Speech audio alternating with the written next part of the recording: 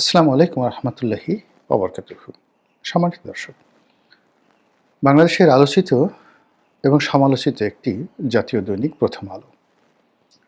তার পক্ষে যেভাবে আমাদের নাকচু মধ্যবিত্ত শ্রেণী রয়েছে, আবার দেশের রাজনৈতিক নেতৃত্ব থেকে শুরু করে যারা সুস্থ এবং স্বাভাবিক চিন্তা করেন, অনেকটা লিবারেল চিন্তা করেন, যাদের মধ্যে অহমিকাবোধ কিংবা বিদেশিদের এজেন্ট বা দালাল হওয়ার লোভ এবং লালসা নেই, সে সকল মানুষ সাধারণত এই যে দুটো পত্রিকা, প্রথম আলো এবং ডেইলি স্টার, এই দুটো পত্রিকার সমালোচনা করেন। যথেষ্ট কারণও আছে। প্রতিষ্ঠিত হওয়ার পর থেকে এই দুটো পত্রিকা মাঝে মধ্যে যে এজেন্ডাগুলো বাস্তবায়ন করার চেষ্টা করেন, সে এজেন্ডার ফলে আমাদের এই সমাজে বহুবার ধর্মীয় অনুভূতিতে আঘাতের মতো ঘটনা ঘটেছে। মানুষের যে সহজাত চিন্তা, সংস্কৃতির যে বিকাশ এবং জাতি গঠনের যে একটা চিরায়ত প্রথা রয়েছে, এটার বিরুদ্ধে গিয়ে তারা প্রায় এমন সব অদ্ভুত তথ্য উপাত্ত হাজির করেন এবং সঙ্গত করেন ওখানে যারা চাকুরি করেন তারা আমাদের দেশের অন অ্যাভারেজের যে অ্যাভারেজ মেধা, সেই অ্যাভারেজ মেধার লোকজনই সাধারণত সেখানে আছেন। ব্যতিক্রমধর্মী ওখানে খুব ইন্টেলেকচুয়াল টাইপের লোক, দার্শনিক টাইপের মানুষ, ব্যক্তিগত এবং পারিবারিক জীবনে খুব সফল হয়েছেন। এরকম মানুষ প্রথম আলোতে সেই শুরু থেকে এখন পর্যন্ত কাউকে আমি দেখিনি। এদের অলমোস্ট সবারই ঘরের মধ্যে ঝামেলা আছে, স্বামী স্ত্রীর অমিল আছে, ছেলের সন্তান, স্ত্রী, কন্যা, পুত্রদের সঙ্গে তাদের যে সম্পর্ক, এটা নিয়ে নানা কথা শোনা যায়।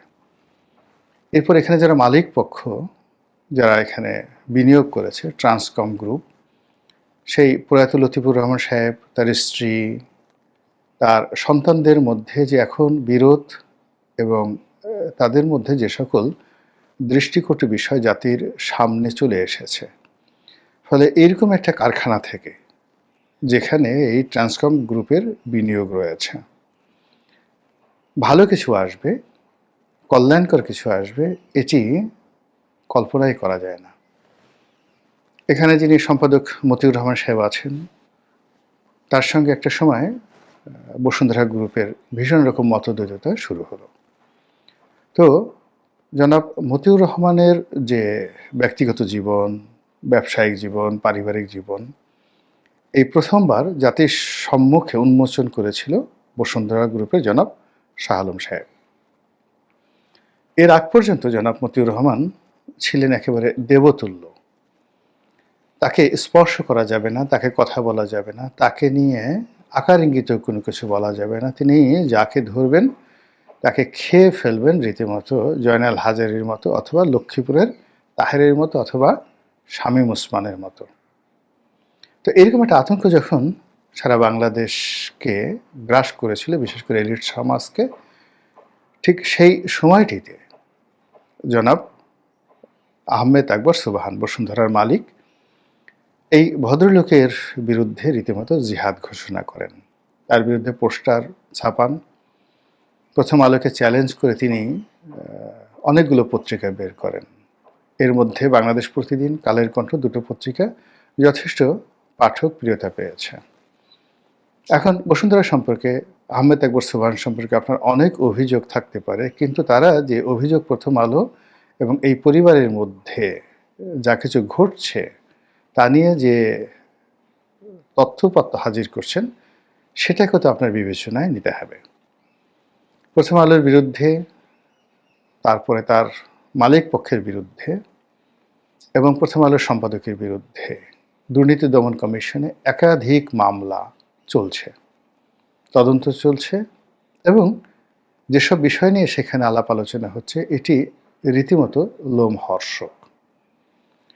তো কাজেই আমি ভালো কথা বলবো, সে বিষয়ে আমার জ্ঞান থাকতে হবে। এখন রাজনীতির যে বিষয়গুলো নিয়ে তারা কথাবার্তা বলছে, যাদেরকে দিয়ে কথাবার্তা বলছে, আমার কাছে মনে হচ্ছে এই ব্যাপারে তাদের জ্ঞান স্পষ্ট নয়। ২ নম্বর হলো যে মানুষের কাছে বিশ্বাসযোগ্যভাবে কোনো একটা বিষয়বস্তু উপস্থাপন করার জন্যে যে সততা দরকার, নীতি নৈতিকতা দরকার এবং সৎকর্ম প্র্যাকটিস করার একটা ট্র্যাক রেকর্ড দরকার। এটি এখানে যারা আছেন তাদের কারোর মধ্যে আছে বলে আমার জানা নেই। হতে পারে, কেউ থাকতে পারে লুকায়িত অবস্থায়। আর সর্বোপরি তাদের যে অতীত কর্মকাণ্ড, সেই অতীত কর্মকাণ্ডের কারণে বাংলাদেশে অনেকগুলো রাজনৈতিক জটিলতা তৈরি হয়েছে। আমাদের দেশে ১/১১ যেভাবে এসেছে, বিএনপি সরকারের যেভাবে পতন হয়েছে, আবার আওয়ামী লীগ সরকারের যেভাবে পতন হয়েছে, এই মানে আওয়ামী লীগ সরকারের পতন ৯৬ থেকে ২০০১, আবার ২০০১ থেকে ২০০৬ পর্যন্ত বিএনপি সরকারের পতনের পেছনে যত রকম ন্যারেটিভ, এই ন্যারেটিভগুলো নেতিবাচকভাবে তৈরি করেছে প্রথম আলো, তার সঙ্গে সঙ্গে ডেইলি স্টার।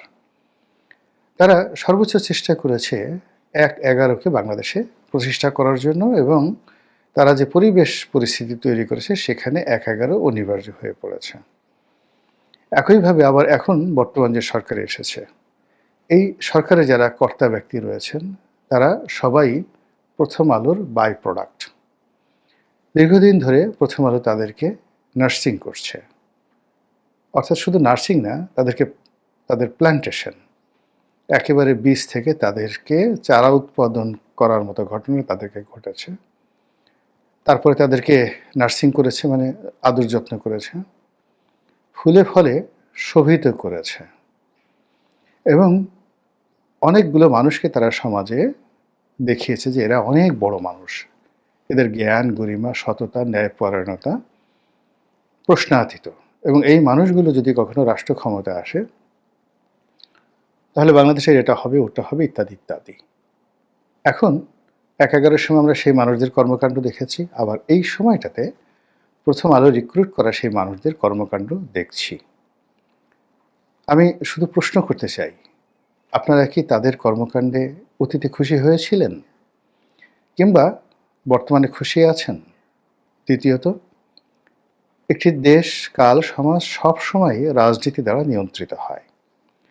রাজনীতির বাইরে যখনই অরাজনৈতিক কোনো শক্তি আসে, সেটা সেনাবাহিনী আসুক কিংবা কোনো বিদেশি শক্তি আসুক, এটি কখনো কোনো কালে কোনো জনপদে কল্যাণ বয়ে আনেনি। আমাদের দেশে উলফাদের সেই উল্লম্ফন, ভারতীয় যে বিদ্রোহী গোষ্ঠী, সশস্ত্র বিদ্রোহী গোষ্ঠী উলফা, তাদেরকে বাংলাদেশে আনা, উলফার টাকায় পত্রিকা চালানো, এই জিনিসগুলো তো আপনারা সবাই শুনেছেন। উলফার যিনি প্রধান ছিলেন পরেশ বড়ুয়া, তার সঙ্গে এই বাংলাদেশের কার আত্মীয়তা ছিল, এগুলো স্পষ্ট। আবার দিল্লির সঙ্গে সম্পর্ক ভালো, রয়ের টাকায় চলে, এরকম সাংবাদিক, পত্রিকা বলতে কাদেরকে বোঝায়? আপনি পিনাকিকে যত কথা বলেন, তার কর্মকাণ্ড আপনার যত অপছন্দ হোক, কিন্তু প্রথম আলো এবং ডেইলি স্টারকে তাই নিয়ে যে নাম দিয়েছেন দিল্লি স্টার, আর প্রথম আলো যে শব্দটা খুব বাজে শব্দ, এই জন্য এটা আমি উচ্চারণ করলাম না। এদের কর্মকাণ্ডের কারণে এইভাবে মানুষ কিন্তু মনোজগতে পিনাকি বলতে পারছে, কিন্তু সবাই কিন্তু এভাবে বলতে পারছে না।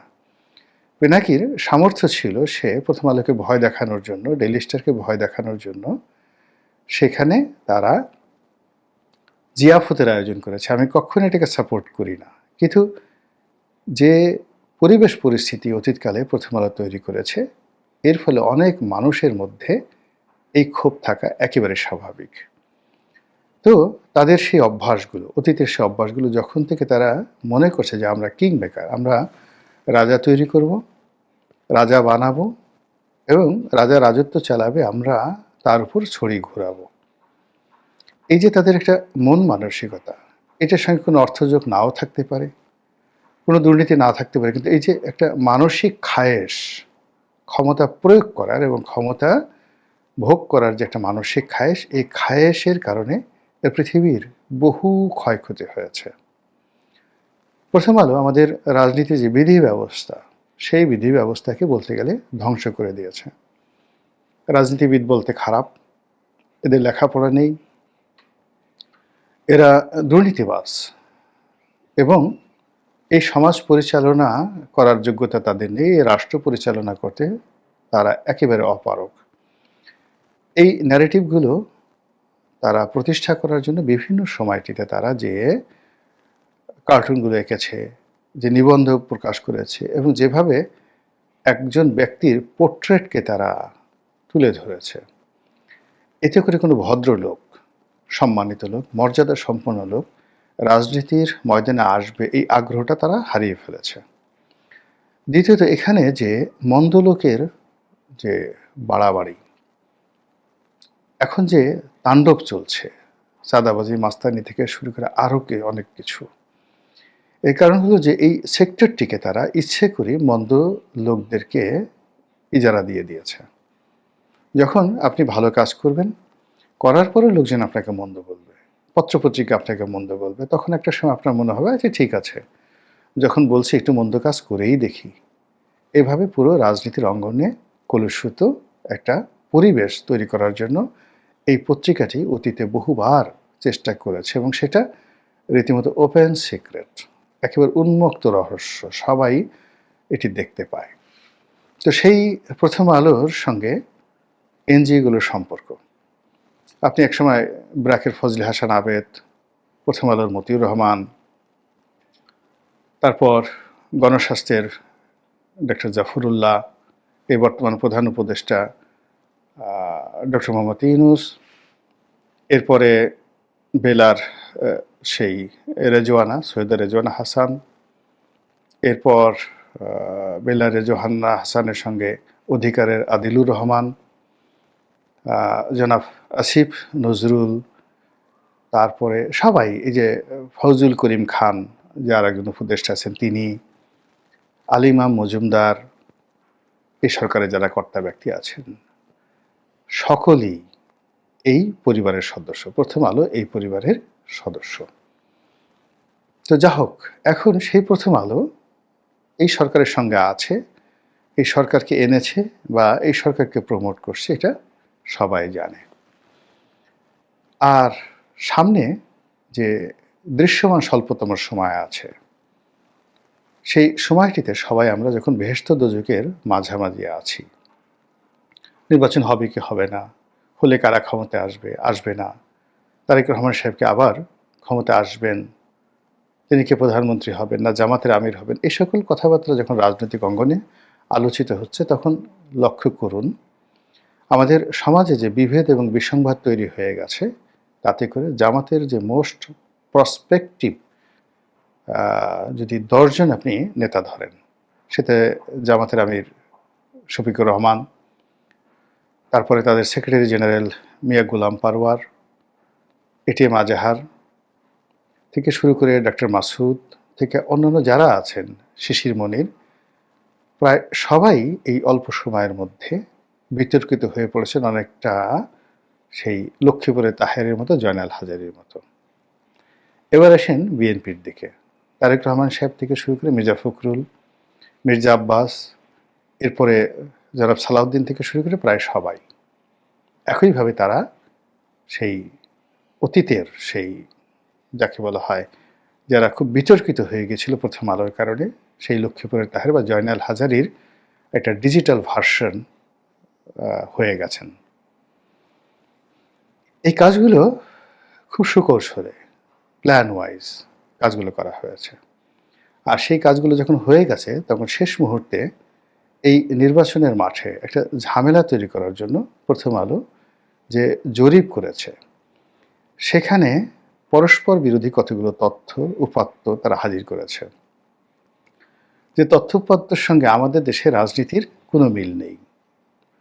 আমাদের দেশে প্রতীকযুক্ত যে নির্বাচন, মার্কা যেটিকে বলা হয়, সে নির্বাচন, আমাদের দেশে বিএনপি, আওয়ামী লীগ, জামাত, জাতীয় পার্টি কেন্দ্রিক যে নির্বাচন, আমাদের দেশের আঞ্চলিক যে জনপ্রিয়তা রয়েছে অনেক অনেক নেতার, যারা হয়তো এইভাবে কেন্দ্রীয়ভাবে পরিচিত নন, কিন্তু ওই এলাকাতে তাকে ছাড়া বিএনপি আওয়ামী লীগ আসলে জয়ী হতে পারবে না।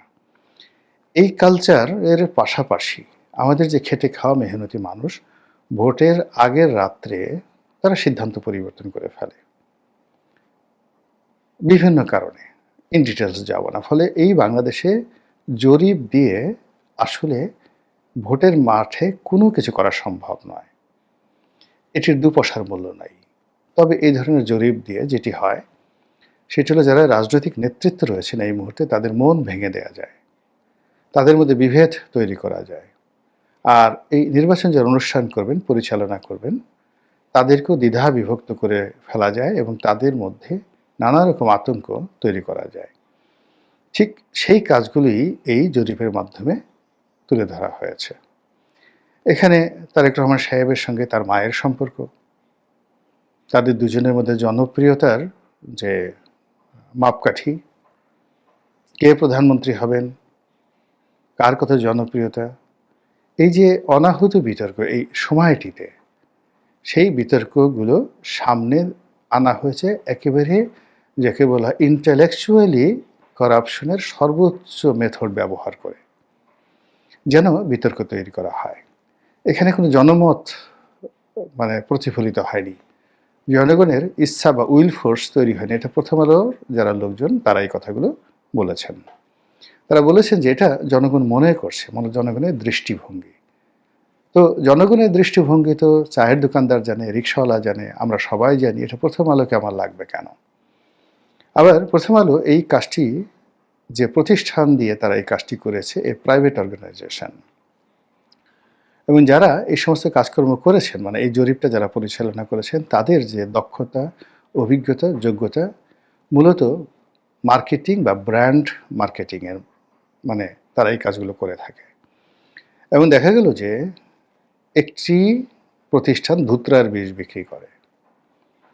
এখন ওই প্রতিষ্ঠানের ওয়েবসাইটে গিয়ে আপনি দেখেন তারা সবসময় অল্টারনেটিভ মার্কেটিং করে থাকে, অর্থাৎ ধুত্রের বিষয় যে মানুষের শরীরের জন্য উপকারী হতে পারে এই ব্যাপারে বিজ্ঞাপন, প্রচারণা, প্রোপাগান্ডা চালাতে সেই প্রতিষ্ঠানটি দক্ষ, এবং এরকম একটি প্রতিষ্ঠানকে দিয়ে এই রাজনৈতিক জরিপটি করা হয়েছে। ফলে আপনি দেখুন, যখন বেগম যে হাসপাতালে অসুস্থ, তারেক রহমান সাহেব দেশে আসতে ভয় পাচ্ছেন, যখন জামাতের আমির কথা বলা বন্ধ করে দিয়েছেন, জামাতের শীর্ষ নেতারা যখন টেলিভিশনে আসা বন্ধ করে দিয়ে তাদের জুনিয়র যারা নেতাকর্মী আছেন তাদেরকে টেলিভিশনে পাঠাচ্ছেন, এবং প্রায় সবাই প্রতিদিন ভীষণ রকম বিরক্তিকর বিতর্ক তৈরি করছে, ঠিক সেই সময়টাতে প্রথম আলোর এই ধরনের যে জরিপ, এটা আমি মনে করি না যে নির্বাচনের জন্য, সরকারের জন্য, দেশের জন্য, এমনকি প্রথম আলো তাদের নিজেদের জন্য খুব ভালো একটা কাজ হয়েছে। মহান আল্লাহ আমাদের সবাইকে হেদায়েত দান করুন এবং হেফাজত করুন। আসসালামু আলাইকুম ওয়া রাহমাতুল্লাহি ওয়া বারাকাতুহু।